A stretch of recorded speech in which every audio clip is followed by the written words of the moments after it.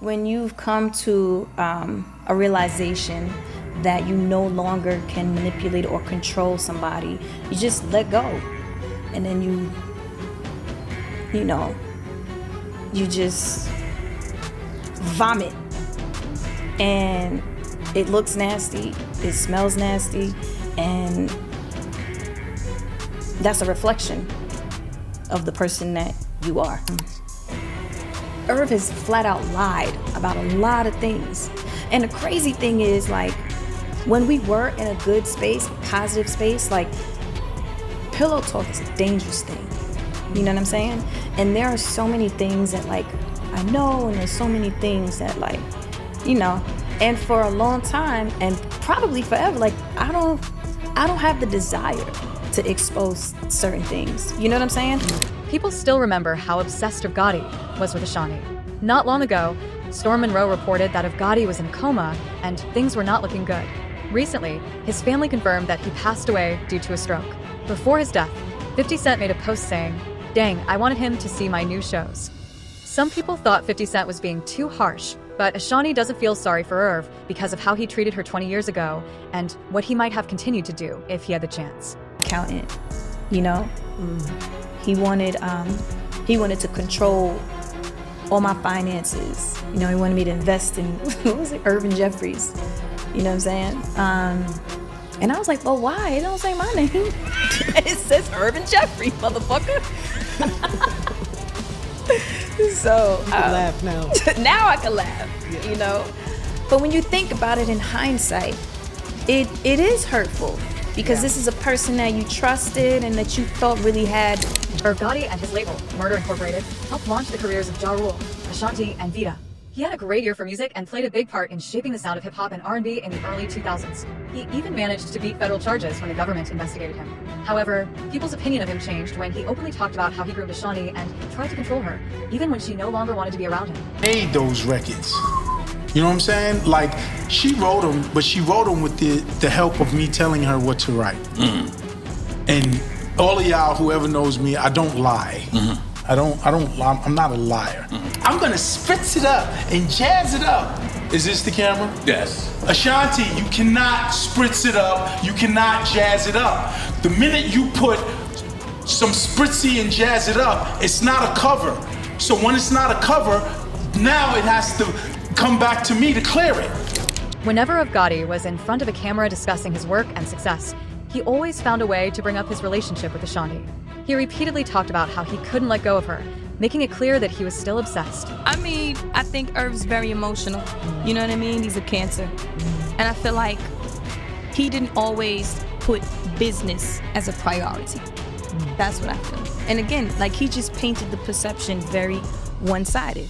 And I just feel like now is when I gotta be brave enough to speak up. When BET decided to make a documentary about Murder Incorporated, Ashanti refused to participate. Despite her decision, Irv insisted that she would be a part of it one way or another. As a result, a significant portion of the documentary focused on Ashanti and how, according to Irv, she betrayed him. She used to wear these juicy sweats and her ass was looking fat. Her ass was looking great. So one day, I was like, yo, I'll take you home. She said, bet, cool. I walk into a front door of her crib. She turns to say goodbye. And I just kiss her and grab her ass. And just, mwah. In one interview, Irv Gotti proudly showed off a wristwatch that Ashanti gave him 20 years ago. He even recited the message she engraved on it, which said, "You change lives forever. Love, Ashanti." In another interview, while talking about their relationship, he made a disrespectful comment suggesting that Ashanti was only there to serve him sexually. Additionally, when Nelly wanted to use Ashanti's photo for one of his songs, Irv refused to allow it. Nelly ended up using Sierra's picture instead to avoid any trouble with Irv. He had called me because, she's my artist. And I was like, remove her from that fucking video, dog. You understand? Oh, got it. Did you know which could have been like salty on my part? Now that Irv Gotti has passed away, some people expect Ashanti to say something kind about him, but she isn't willing to do that. She was only 20 years old when she met Irv, who was 10 years older and married. Since he controlled her music career, she had no choice but to spend a lot of time around him. Feels like he's losing control and you can't manipulate.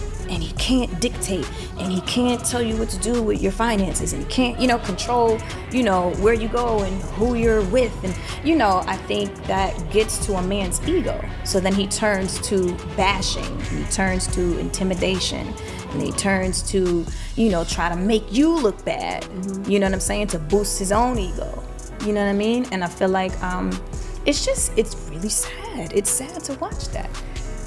So this is very special. I was gonna say, what does it symbolize for you in terms of like, what does that star mean? Gosh, it symbolizes the sacrifices, the hard work, the many record deals that I lost, a lot of the rejection, and overcoming that. You think about it. Ashanti admitted that she and Irv Gotti had a romantic connection, but it wasn't as serious as he claimed. When Murder Incorporated faced legal trouble due to money laundering accusations, many brands stopped working with them. Even though Ashanti was very popular at the time, the scandal affected her career. When the label was found not guilty, the damage had already been done, and Ashanti decided to leave. Even Ja Rule, the label's biggest artist, distanced himself.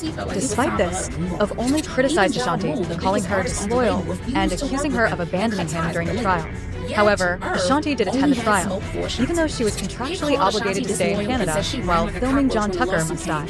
I hate when he tells the story about, Ashanti's not loyal, she didn't support during the trial. When clearly you see me at the trial. Clearly you see me on every single newspaper. Clearly, I was shooting John Tucker Must Die in Canada. Ironically, we're in Canada right now. I could actually pull up video of you and I doing an interview. Where you Yes, tell that we're story. having this same conversation basically. Yeah. And legally, my contract, I was not allowed to leave the country. I left like 3-4 times. We weren't even speaking at that time, but I left because I was supportive.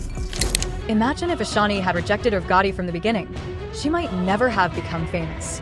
Because of their situationship in her early 20s, Irv tried to control and ruin her career. He blocked her from working with other artists and held up her projects. In 2002, rapper Fabulous wanted to collaborate with Ashanti because she was his favorite new artist. Although Irv allowed them to release the song Into You, he refused to let them shoot a music video because the song wasn't produced by Murder Incorporated. Irv also stopped Ashanti from joining a major tour with Beyoncé and Alicia Keys because he saw them as her competition. Ashanti eventually left Murder Incorporated to protect her career, but Irv took it personally, especially when she started dating Nelly. He even shared how he found out about their relationship while watching an NBA game on TV, where he saw them together. After their fallout, Irv allegedly blocked people from working with Ashanti and refused to give her back her music rights, masters, even when she offered to pay. Instead, he sold her masters to a billionaire French businessman. Ashanti revealed that during her relationship with Nelly, Irv made threats, not directly to her, but toward Nelly. His obsession turned toxic, and many people believe he tried to ruin her career because she no longer wanted to be with him. Now that Irv Gotti has passed away, some fans are hoping Ashanti can finally re-release her music and get her masters back. Like and comment on this video. Subscribe to the channel for next video update.